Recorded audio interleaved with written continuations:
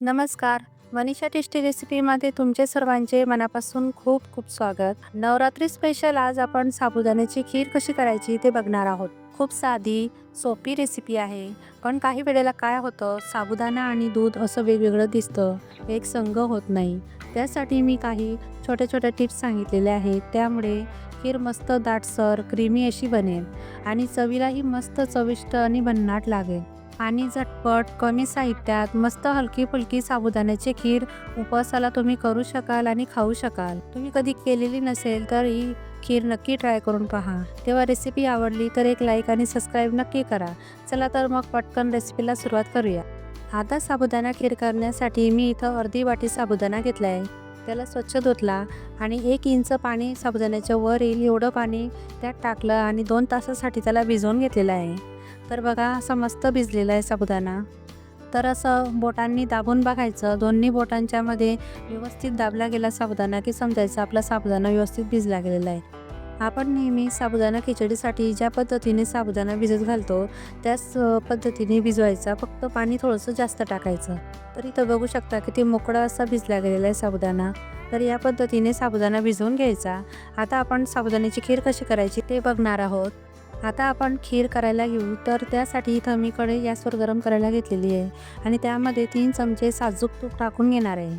आपण अगोदर ड्रायफ्रूट्स तुपामध्ये भाजून घेणार आहोत. तर त्यासाठी इथं मी तूप घेतलेलं आहे आणि त्यामध्ये बदाम आणि काजूचे तुकडे करून घेतलेले होते ते टाकून घेतलेले आहे आणि 1 ते 2 मिनटं व्यवस्थित तुपात परतून घ्यायचे त्यांना आणि नंतर काढून घ्यायचे.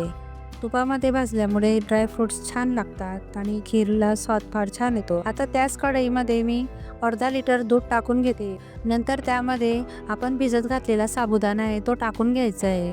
इथं मी दूध टाकल्यानंतर लगेचच साबुदाणा टाकून घेते, म्हणजे दूध जसजसं उकळत जातं तसं साबुदाणाही शिजतो.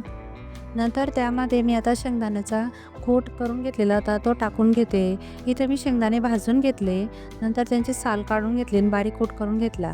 आता शेंगदाण्याचा कूट मी 2 ते 3 चमचे टाकून घेतलेला आहे. शेंगदाण्याच्या कूटमुळे ही खूप छान टेस्टी बनते आणि एकसारखी अशी खीर तयार होते, घट्टसर अशी आपली खीर तयार होते. तर बघा आता हे थोडंसं मिक्स करून घ्यायचं. आता याला थोडासा रिच कलर येण्यासाठी मी केसर टाकून घेते. हे ऑप्शनल आहे, तुमच्याकडे नसेल तर नाही टाकलं तरी चालेल. तुम्ही जर उपवासाला वेलची खात असाल तर थोडीशी वेलची पूड टाकून घेतली तरी छान स्वाद येतो खीरला. नंतर इथं ज्या वाटीने मी साबुदाणा घेतला त्याच वाटीने पाऊण वाटी साखर घेतलेली आहे. साखर इथं तुम्ही तुमच्या आवडीनुसार कमी जास्त करू शकता. आता तिलाही व्यवस्थित मिक्स करून घ्यायची आहे. आता 1 ते 2 मिनटं असं व्यवस्थित परतून घ्यायचं आहे. आता बघा साबुदाणा थोडा थोडा जसजसं दूध तापतंय तसा तो फुलतोय. मी असं सतत हे चमच्याने ढवळत राहते, म्हणजे खीर एकसारखी आपली शिजते.